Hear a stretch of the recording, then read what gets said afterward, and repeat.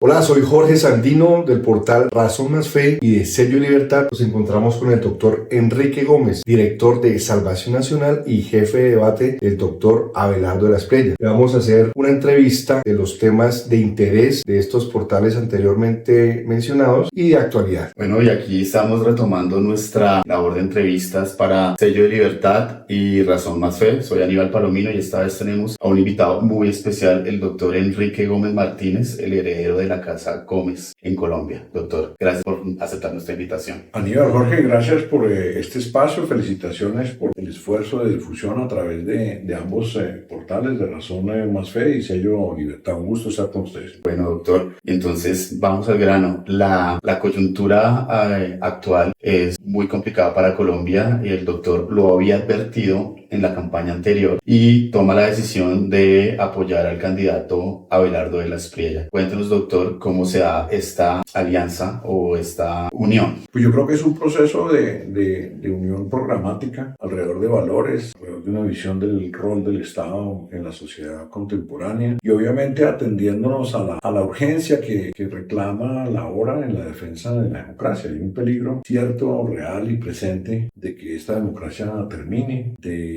que nos transformemos en un narcoestado. Yo creo que esa es una evidencia contundente, marcado por la corrupción, por la degradación moral, la degradación de la figura presidencial y obviamente del rol del Estado. Entonces, visualizando las perspectivas, las huellas digitales y sobre todo, vuelvo, insisto, la coincidencia importante en los temas de agenda pública, de valores, el acuerdo sobre los esa gran marca y ese gran concepto que introdujo Álvaro Gómez Hurtado en el escenario político colombiano en los 90, decidimos en el partido que mi aspiración debía quedar de lado para respaldar una figura y traducir la unión que nos pedía la gente en un acto concreto. Que aquí en Colombia se habla mucho de unión, pero no se hace nada. Y yo creo que en ese sentido, tanto el doctor Abelardo como mi persona hemos dado ese paso hacia una unión constructiva y a través de la responsabilidad muy grande de la jefatura de debate,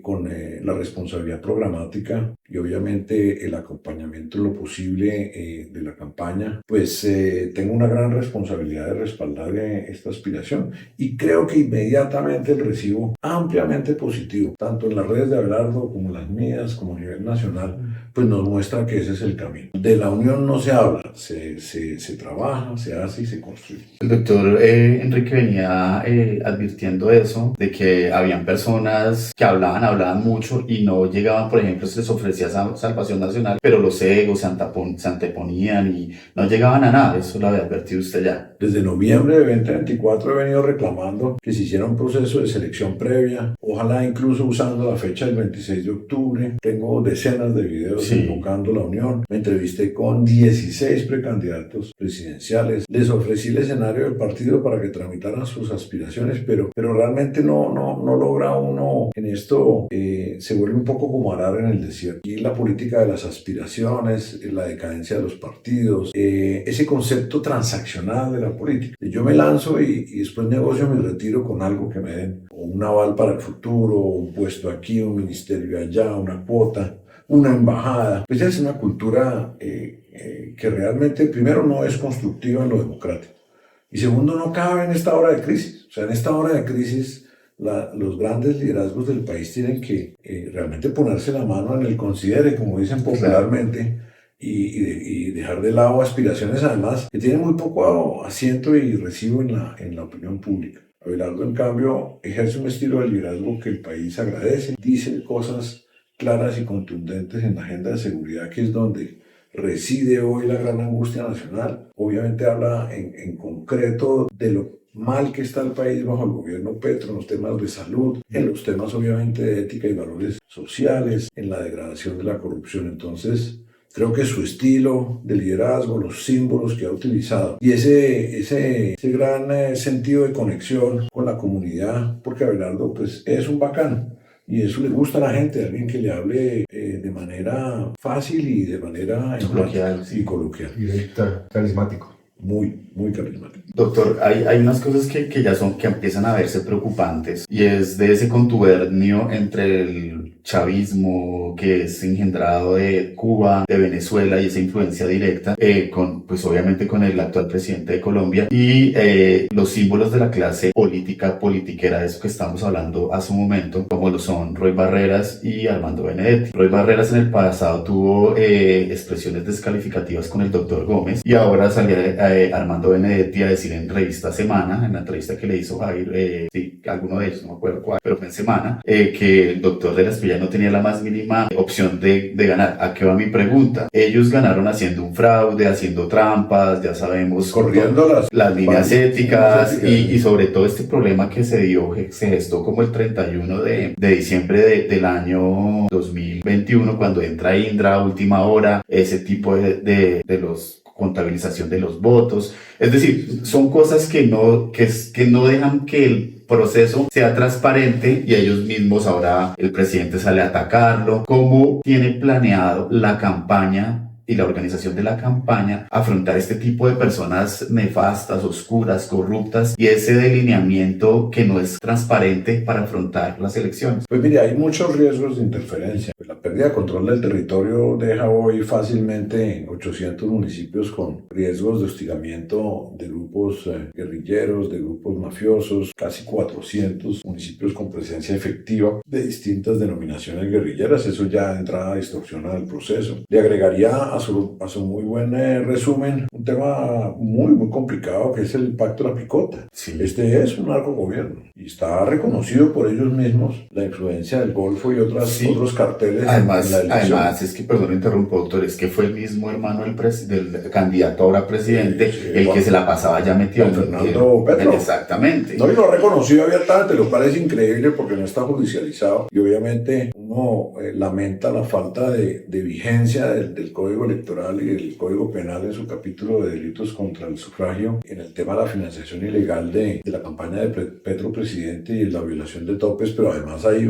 subyace el reconocimiento primero de Mordisco, el reconocimiento de Juan Fernando Petro y del apoyo de estos grupos mafiosos a la campaña. Y yo creo que todo esa interferencia se agrega a los factores que usted ha señalado.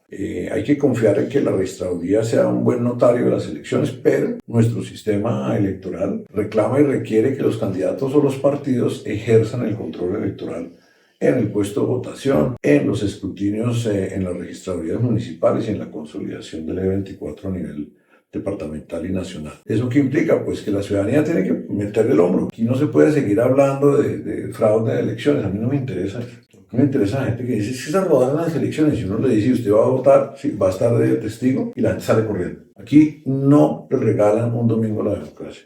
Y necesitamos en 2026 que si queremos realmente nuestra democracia, si queremos salir del dicho al hecho, se inscriban como miembros de las listas de jurados o de testigos de salvación nacional en el esfuerzo que está adelantando la organización de Abelardo de la Espriella, Defensores de la Patria. Es que en Colombia nos encanta la pajarilla, pero a la hora en que se requiere la presencia y se requiere que uno empaque su sanduchito, su gaseosa y se plante en el puesto de votación un domingo, todo el mundo le sale a uno corriendo. Entonces yo creo que ese es el mensaje que creo es más pertinente. Es más importante pasar a la acción. Claro que hay que votar es muy importante, claro que hay que conseguir el voto, sí, pero hay que cuidarlo. Y si queremos realmente cuidarlo, es en la mesa de votación, al momento en que se hace el primer escrutinio, que se hacen las objeciones, las observaciones, y ya estaremos diseñando una estructura de consejo jurídico de abogados en todo el país para que en cada registraduría de Colombia haya quien tramite las impugnaciones de las mesas, pero el punto de partida es tener jurados y tener testigos. Y le quiero decir una cosa, yo tengo abierta mi página de inscripción para jurados y testigos electorales y el tráfico va muy mal. Entonces, si somos ciudadanos, si realmente queremos proteger el futuro de nuestros hijos, lo que hemos logrado como personas en la sociedad, hagamos el gestico, reservemos los 3 domingos, ¿cierto? En 2026 y metámonos e inscribamos.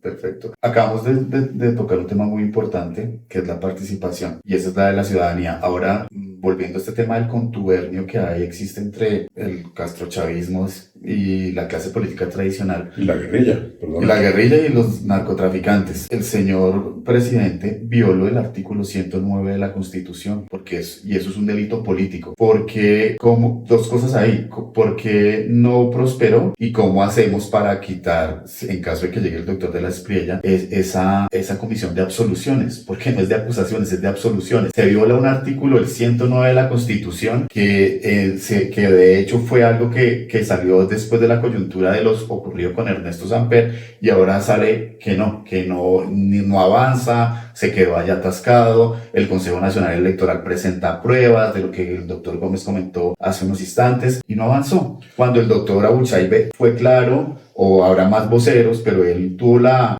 vocería del tema y no pudimos avanzar en eso. ¿Cómo hacemos para que esa impunidad de que se hace de frente lo comprueba la autoridad electoral y ahí nos quedamos? No, porque el sistema, pienso yo, el sistema electoral, perdón, el sistema constitucional de imputación presidencial en Colombia es lo que se conoce como un sistema de imputación rígido, y eso es por diseño, no es una casualidad.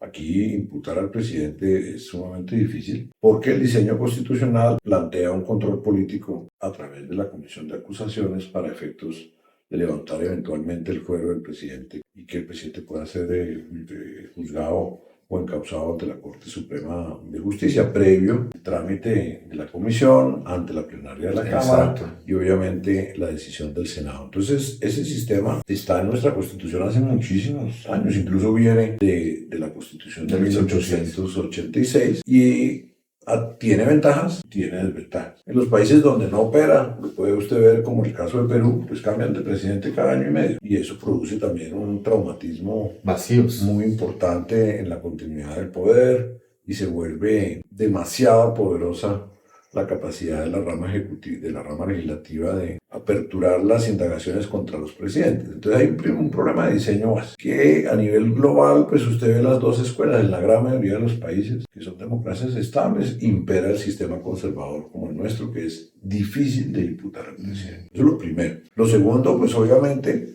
el pacto histórico y la izquierda no solo triunfó en las elecciones presidenciales, triunfó en las elecciones al Congreso con unas bancadas importantes en Cámara y Senado. Y segundo, logró unos pactos y unas alianzas pues efectivas que han protegido al presidente de hechos que son notorios. Las pruebas son bastante contundentes, incluso hay confesiones como las de Armando Benedetti sobre la oscura financiación de la campaña, pero si el sistema no tiene esas mayorías en los lugares y en las instancias del trámite constitucional, pues no puede avanzar. Y eso es así. Y políticamente, que en eso Petro ha sido hábil, porque Petro será un mal gobernante, pero es un buen político. No puede negar eso y obviamente tiene esa enorme capacidad de mentir con impunidad. Y la clase política pues nos debe eso, nos debe haberse entregado a través de la coalición del pacto histórico o con el pacto histórico para efectos de proteger y blindar a Petro hasta el fin de su gobierno, porque yo no creo que esa situación vaya a cambiar en el corto plazo que quede. No sé en el futuro. Yo sí creo no solo que Gustavo Petro ha cometido gravísimos delitos en el proceso electoral, que le son imputables a él directamente, sino en el ejercicio del cargo. Y muchas de sus omisiones, en mi opinión, tienen alcance en la configuración de delitos de lesa humanidad. Y pongo 3 ejemplos. La destrucción intencional de la salud. Para mí es un delito de lesa humanidad. Claro. Un sistema con unas deficiencias, pero con muchísimas fortalezas y un amplio nivel de cobertura, que hoy es un sistema que está en la ruina económica, está completamente desorganizado en lo operacional y que está generando unos niveles de quejas y de tutelas que demuestran que hay vacíos intencionales en la cobertura. Y un ejemplo clarísimo, el ministro Guillermo Alfonso Jaramillo le quitó el 5% a la UPC de contenido asistencial, puramente asistencial, para financiar su programa de equipos territoriales de salud, el Fondo de Infraestructura, y comprarse a la clase política, desatendiendo, sacando recursos esenciales de la atención en salud para una agenda política del ministro de Salud. Eso es un delito de lesa humanidad, porque hay gente que ha muerto. El abandono de comunidades. que las entregan a través de estos llamados ceses al fuego bilaterales, que todos sabemos que son despejes como los del Caguán. Acaba de firmar en Doha la entrega de 5 municipios estratégicos para el tráfico de cocaína en Antioquia y en el Chocó. Dejar a esas comunidades en manos de los grupos violentos en medio de la guerra con el ELN, eso es un delito de lesa humanidad. Y permitir que se secuestre y se ataque y se afecte la vida de nuestros soldados, como lo hemos venido viendo con estos secuestros masivos y Humillaciones. y afectaciones a su vida, es otro tipo de delitos por los cuales quiero darle una garantía a quienes nos escuchan. Va a ser perseguido en la jurisdicción ordinaria colombiana y en la jurisdicción penal internacional. A ese punto iba. Por ejemplo, la señora Corcho dijo, vamos a crear una crisis, es que lo dicen. Jaramillo llega y lo dice y se burlan del pueblo. Esa es una parte importante que la gente tiene que saber, que si llega el doctor Abelardo se va a perseguir eso. Un resumen pequeño desde lo jurídico, ¿cómo podríamos llegar como colombianos a que se haga justicia? No, yo ya he denunciado a Carolina Corcho y he denunciado a desde ya Jaramillo ante la Corte Suprema de Justicia, que es el fuero que ellos tienen para los efectos de sus actos y omisiones en el ejercicio del cargo. Obviamente eso duerme el sueño de los justos, pero ya llegará la hora precisamente de documentar a través de los archivos oficiales del Ministerio de Salud cómo se procedió precisamente de manera intencional para desbaratar el sistema con el costo de muchísimas muertes que eran evitables. Muchísimas personas o bien que teniendo enfermedades crónicas vieron sus dolencias agravadas o teniendo situaciones de salud que podían ser atendidas terapéuticamente con procedimientos quirúrgicos, con tratamientos de emergencia, no lo fueron precisamente por la crisis explícita en la cual se sumió al sistema. Ni hablar del tema de la corrupción. Yo sí estoy convencido de que estas intervenciones de las EPS han sido para poner las manos, las garras de la corrupción sobre los enormes recursos que manejan de manera descentralizada el sistema a través de las EPS. Y hoy nombraba lo de Nueva es el ejemplo, pero todas las demás EPS intervenidas, ASMET, SOS, COPSOS, todas están en la misma zona de corrupción, de caja menor del petrismo y de la corrupción petrista. Pero es que además ha metido la mano en todo, absolutamente todo, en Ecopetrol, que fue fundada por Laureano Gómez. Ecopetrol es, imagínense, el tesoro. Perdón, aquí llegó un nuevo invitado a la entrevista, espero que nos deje trabajar. Lo de Ecopetrol es lamentable y no conocemos la profundidad del robo y del saqueo de Ecopetrol. Sí hemos visto los efectos perversos en la política de exploración y producción, la política de enajenación de activos y de inversiones en el extranjero y obviamente la suspensión de la expansión de la oferta energética del país. Entonces, obviamente Ecopetrol es una entidad nacional, una empresa descentralizada, pero debemos mantener el norte, digamos, en el tema de que vamos a revelar qué fue lo que sucedió realmente con ese que es el mayor activo de la sociedad colombiana. Entonces, doctor, estamos aquí en una coyuntura complicada que la podemos ver tanto a nivel de la célula de la familia, de la sociedad, perdón, que es la familia, y a nivel de la sociedad. El problema del ordenamiento jurídico colombiano y el problema de la comodidad en la que vivimos los colombianos, que no somos pendientes de los hijos, no estamos pendientes del colegio, no estamos pendientes de la formación y por ende no vamos a estar pendientes del país. ¿Qué mensaje le dejamos a la gente para que entienda la problemática que hay en este momento con ese tipo de situaciones que ya no es coyuntural, es estructural, se volvió así? Pues el colombiano, en mi opinión, tristemente tiene la mala costumbre de diferir las soluciones en otros y no asumir su responsabilidad individual, ya sea en el cuidado de su propia familia o en los valores o en los principios y valores colectivos. Somos muy cómodos. Entonces, como lo hablábamos en una pregunta suya anterior, pues muchísimos colombianos piensan que hay un acto mágico o un brujo que va con un pleito, una demanda, un memorial, va a arreglarnos la crisis política en la que vivimos, a través de una justicia en la que nadie cree. Es que lo único casi igual de desprestigiado al Congreso de la República es el Poder Judicial en Colombia. Es un Poder Judicial disfuncional. Está en crisis hace años y claro, hay que reformar, pero no hay una solución en el corto plazo. Y para lograr ese tipo de cambios que añoramos nosotros, pues se requiere la acción decidida a nivel político, porque no no podemos diferir las decisiones. Yo me paso el día entero hablando y escuchando personas que vienen y me dicen compungidas, me dicen que estoy tan preocupado por lo que está pasando en el país, por el futuro. Y uno les dice, bueno, ¿ya te hiciste militante de algún partido? No, qué artera. Oye, ¿y ya te inscribiste como jurado o testigo electoral? No, yo el domingo a veces voto o no voto, pero sí seguro salgo, entonces no me comprometo. Y así nos pasa con todos los temas esenciales. Yo veo padres de familia acongojados por lo que les sucede a sus hijos, pero no los veo preocupados por separarlos de las pantallas y de la porquería de contenidos que hay en las redes. No los veo metiéndole la ficha a sus compromisos parentales. Veo chinos abandonados por todos lados.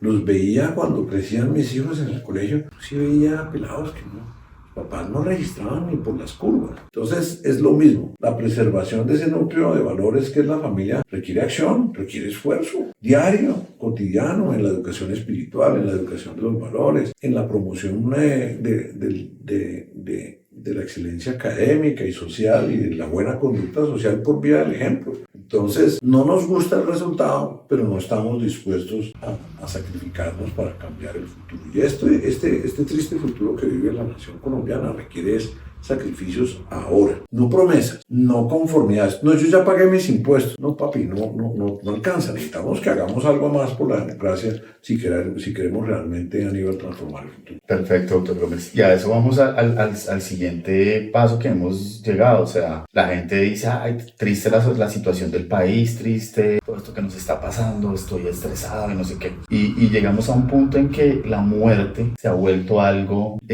normal. Lo abrazamos, lo vemos como algo que no, un derecho. O sea, la muerte ahora es un derecho cuando... Matar es claro, un derecho. Exactamente. Cuando los derechos son derecho a la vida. 121.000 abortos practicados el año pasado en Colombia. Matar no es un derecho de nadie, en ningún momento, en ninguna etapa de la gestación. Estamos ya en las fronteras de matar niños nacidos. Y eso es una agenda radical que no corresponde a la de la mayoría de los colombianos. Es una agenda impuesta a la sociedad colombiana por una minoría militante, una minoría beligerante que intimida a políticos cobardes y a jueces voluptuosos, a jueces con agenda personal o sin el carácter de levantarse en defensa de los valores como la defensa de los valores del niño que está por nacer. Porque yo hablo del niño que está por nacer porque todo ser humano es un niño que está por nacer, es toda potencia.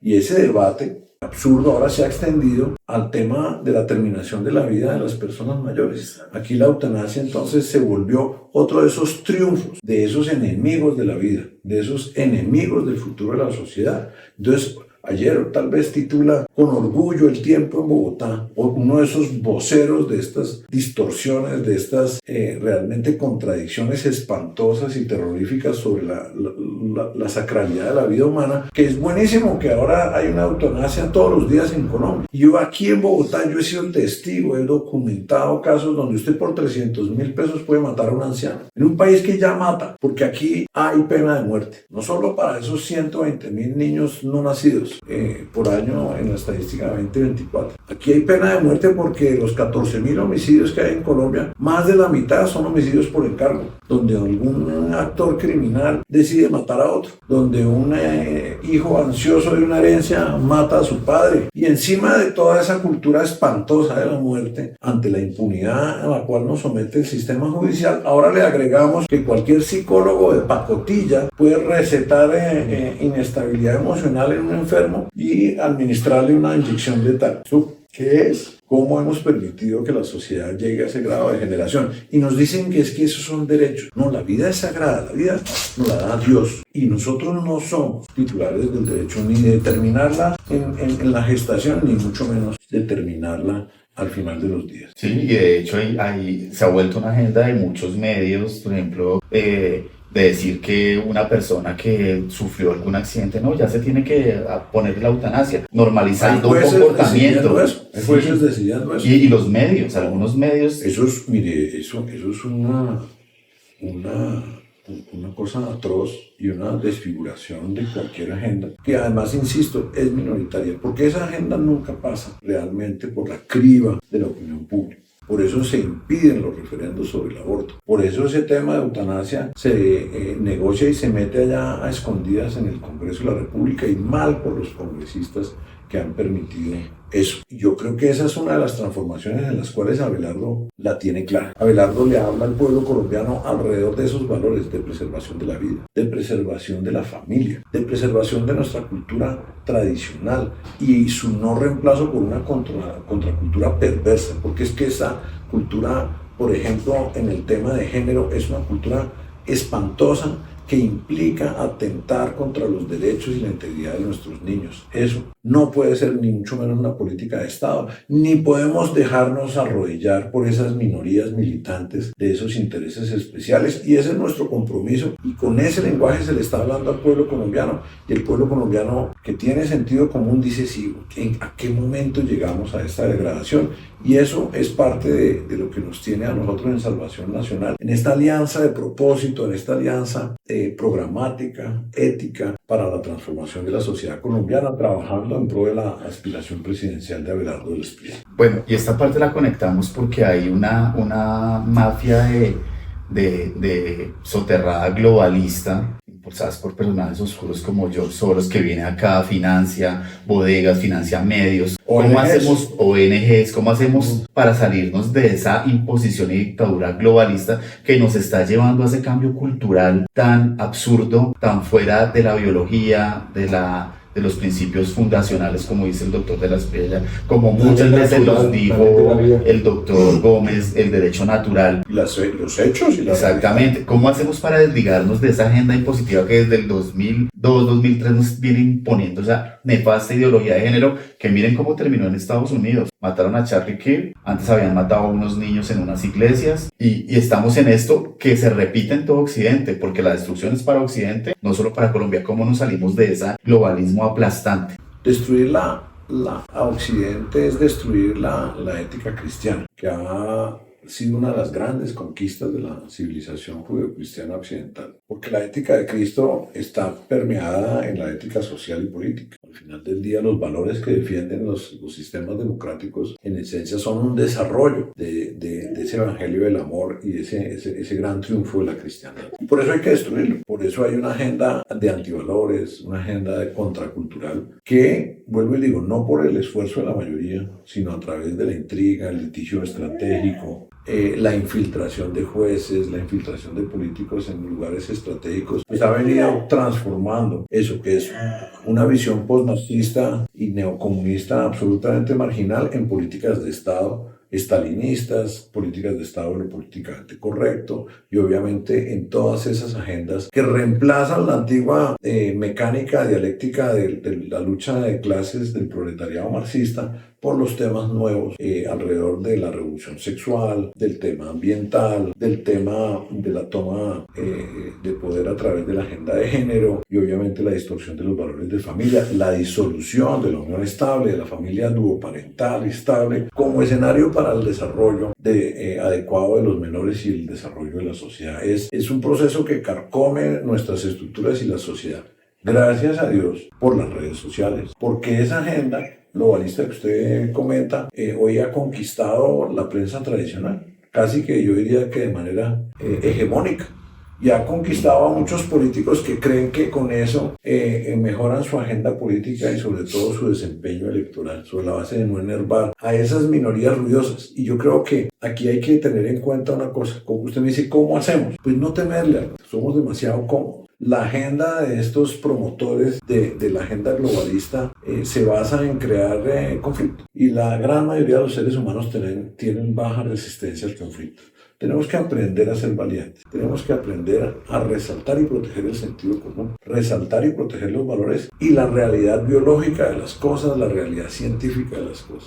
Pero el ser humano, vuelvo e insisto, tiene baja resistencia al conflicto, prefiere ceder. Y ya vemos hoy en muchos hogares colombianos no se le puede hablar a un joven, ni darle la postura correcta sobre la ética, los valores sociales y la realidad, por ejemplo, biológica o cualquiera de estos temas que ponen en discusión las agendas progresistas, porque entonces el joven coge y agrede a sus papás. Hay que tener valor civil. enfrentar la confrontación con racionalidad. Charlie Kirk fue el apóstol de la discusión y de la dialéctica civilizada del sentido común, porque él no se inventaba grandes temas ni teorías científicas, hablaba de manera ordenada y respetuosa a una juventud confusa, a una juventud perdida, abandonada por sus padres, abandonada por sus profesores. Y ese llamado se lo hago a los padres de familia, se lo hago a los profesores en los colegios y universidades. No cedan al chantaje y la violencia verbal, no cedan al chantaje y la exclusión, porque aquí en realidad hemos sufrido muchísimo de ese tema de exclusión social. Aquí el que se atreva a decir, oiga, pero eso es absurdo lo que usted está diciendo, entonces lo marginan, lo ostracizan, lo violentan y le hacen eso, matoneo. Entonces no al matoneo ideológico, no al matoneo progresista, valor, unión. Y cuando veamos a alguien que está levantando la mano para la defensa de los valores y del sentido común, ayudémoslo, sin violencias, con buen estilo, siguiendo el ejemplo maravilloso de Charlie Kirk, que precisamente era tan exitoso porque era un hombre que era capaz de creer en el sentido común y de expresarlo de manera ordenada, tranquila y siempre racional. Entonces tenemos que volver a ese espíritu y eso implica trabajo duro, porque cuando uno quiere la comodidad, pues termina sacrificando muchas cosas. Cuando uno quiere el conflicto en el salón de clase, cuando prefiere que no haya pelea o discusión en el almuerzo familiar, cuando prefiere que en el trabajo, mejor no hablemos con ese señor tan conflictivo. Esa comodidad, esos minutos de comodidad, donde evitamos el conflicto, donde evitamos la discusión, terminan destruyendo a la sociedad en el largo plazo. Totalmente de acuerdo. Y hay un problema que está encarnado y es la toma, la estrategia del marxismo cultural de Gramsci, que fue tomarse la educación. La vez pasada el doctor Enrique también le comentaba con Julio César Iglesias eso, la del pelado violento, que no se le puede decir nada. Eso tiene una génesis y muchas veces está en los medios de comunicación y en el sistema educativo. Como también comentó esa vez que, digamos, el sistema educativo nuestro se limitó a hablar de historia, pero solo de conflicto, nunca habló de desarrollo, nunca habló de educación, nunca habló de salud. ¿Cómo esa parte de la educación que es tan vital, cómo transformarla? Mire, hay una lucha enorme porque primero en el espacio de educación básica e intermedia, pues más o menos 5,5 millones de educandos están bajo el control de la República. Y no basta con eso porque esta agenda progresista ha contaminado los colegios privados también. Y ahí yo le doy este mensaje a los dueños de los colegios, a las comunidades religiosas, a los rectores, sean cobardes. Claro que hay buenos profesores, hay que buscarlos y hay que invertir en ellos, hay que estimularlos. Aquellos que mantienen la agenda de los valores, del sentido común, de la excelencia académica, de la competencia. Tenemos que volver a un mundo donde podamos exaltar al que tiene éxito, un mundo donde no podamos crear una generación tras generación de frustrados, de muchachos y muchachas que viven en un mundo de inseguridades, viven en un mundo de inconformidades, de frustraciones, de falsos éxitos. Tenemos que volver a una sociedad del mérito. Y ese mérito también pasa por decir las cosas como son. Y en lo privado hay muchos valientes que defienden esos espacios, pero tenemos que ser solidarios también con los que sufren el litigio estratégico. Tenemos que hacer un llamado a los jueces. También tenemos que encontrar esos jueces perversos en nuestros tribunales, en nuestras cortes, que son adeptos a esas agendas progresistas y se infiltran. Y se infiltran precisamente para, cuando no hay razón, usar el yugo judicial para torcerle el pescuezo a esto. Esto implica, obviamente, reformar los currículos y volver a incluir en los currículos de la red pública en Colombia y en la red privada la educación en cívica, en valores, en historia de Colombia, que la hemos abandonado. Muy bien en ese... Y tenemos que hacer eso en el gobierno de Abelardo desde el primer día. Y romper el monopolio sindical de FECODE es una de las cosas más trascendentes para el futuro. Y un mensaje a los rectores de universidades, a los consejos directivos. Las universidades en Colombia dejaron de ser un templo del conocimiento, de la excelencia. Se apropiaron del rol de causas. Se entregaron precisamente al chantaje de estas minorías agresivas, violentas, esas minorías excluyentes que terminan intimidando a los docentes mal pagos. Porque yo entiendo, un docente universitario, yo fui un docente universitario 8 años, por un sueldo de miseria, al final del día dice yo, ¿para qué me voy a desgastar con estos 3, 4 atorrantes que están interrumpiendo mi clase y dejan que prime la violencia, prime la intimidación, prime el matoneo, el bullying, como decía usted. Pero hay que tener un valor civil, hay que entender que esa renuncia, esa comodidad, ese acomodo termina teniendo un costo social muy alto. Entonces, mi mensaje también va a esas universidades que se han entregado a la ética progresista, neomarxista, para ser cómodos o para estar de moda, para hacer play, para tener espacio en la alta élite académica marxistoide que puebla nuestra sociedad y nuestras universidades. Hay una revisión en ese sentido. Y yo creo que hay que tener valor civil y dedicarse precisamente a defender los valores tradicionales. Y el gran compromiso de Abelardo de las Piellas es ese. Por eso estoy respaldando su aspiración. Hoy Abelardo tiene el monopolio de los valores. Es el único candidato de ese reguero absolutamente infame de candidatos que hay, que tiene el valor civil de pararse y decir, sí señor, que hay que volver a una ética de vida, a una ética de familia, a una ética de sociedad. Y mire lo exitoso, porque yo estoy seguro de que el pueblo colombiano está sediento de ese mensaje, de un líder fuerte que precisamente lo reivindica. Claro, porque eso que decíamos, una cantidad de candidatos que no los conoce, como dicen los chinos, ni la mamá, los conocen ni en el colegio. Pero los conocidos tampoco adoptan esta agenda de valores, les da oso, porque están más preocupados por lo que diga de ellos Julio Sánchez o el señor Posada allá en Caracol Televisión, porque lo que son unos lagartos acomodados que no defienden los valores reales de la sociedad. Y en el pueblo están de moda. Exacto, y en el pueblo se genera esa espiral del silencio, que es la mayoría silenciosa, pero machacada por ese tipo de gente que tiene ese tipo de poder. A los papás y mamás que nos escuchan, que impere el sentido común. Hablen con tranquilidad. No caigan en la agenda de la violencia, ni la reacción altisonante. Nosotros tenemos la razón, pues hay que expresarla, hay que estudiar. En las redes hay toneladas de materiales. Para el que esté perdido, pues oigan a Charlie Kirk. Agustín Laje y tantos grandes, yo los llamo vulgarizadores. ¿Por qué? Porque han expresado de forma sencilla, que la puede entender cualquier papá, cualquier mamá, cualquier docente, para defender precisamente esta visión del mundo, una visión ordenada de la civilización occidental que debemos promover y defender. Hay cientos de ejemplos en las redes maravillosos donde se explica y donde se entiende precisamente cómo convencer a un joven, cómo enfrentar a un joven de estos chantajeadores. Entonces no hay excusa. No hay excusa de que es que no he leído, no hay excusa de que no entiendo, de que no sé, de que mi hijo me intimida o mi hija me intimida. Yo hago esta pregunta en muchas reuniones. ¿Cuántos papás aquí se atreven a hablar de política con sus hijos? Y casi siempre el 80 al 90% dicen, no me meto en eso.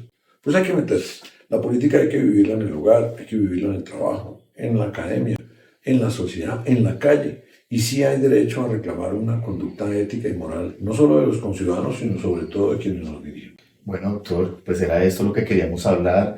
Está muy bueno el mensaje para los lectores de Razón Más Fe, para los usuarios de Sello de Libertad. Entonces, pues, algún mensaje, pues, está claro. Aquí lo que queremos es apoyar a una candidatura, a una opción diferente que retome nuestros valores de la ciencia, de la religión, de la ética, de la cívica, de la moral, de la vida. Finalmente es eso, perseverar en conservar nuestra civilización occidental. Pues esta lucha es práctica. Aquí no sirven postulados, no sirven discursos, sirve la acción cotidiana, en la familia, como decía yo, en el trabajo, en la universidad, en el lugar de estudio, en la convivencia, en el edificio, en la copropiedad. Hay que ser difusores de no solo la aspiración de Abelardo, sino de nuestros valores y de nuestra cultura y de lo que debe ser. De manera, insisto, tranquila. Contra más estudiemos y más tranquilos seamos y más enfáticos seamos, mejor nos va a ir convenciendo a nuestros conciudadanos, mejor nos va a ir iluminando con el ejemplo a nuestros jóvenes y más posibilidades tenemos de salvar la democracia y de volver a este país un país que sea un país del que nos sintamos verdaderamente orgullosos, de donde la gente no se quiera ir huyendo. 1 millón de colombianos se han ido en los últimos 2 años. Nuestra tasa de natalidad baja porque la juventud está deprimida, porque no ve futuro, porque no cree en este país. Entonces tenemos el reto, todos los colombianos, de transformar a Colombia para que a partir de 2026 inicie una nueva era de valores, de progreso, de justicia y de paz para toda Colombia. Muchas gracias por el espacio, Aníbal, Jorge, y a todo el equipo para felicitarlos de nuevo por tener el valor de abrir y difundir este tipo de mensajes en las redes. Doctor, a usted muchas gracias Sí, por el muchas tiempo. gracias. Qué bueno.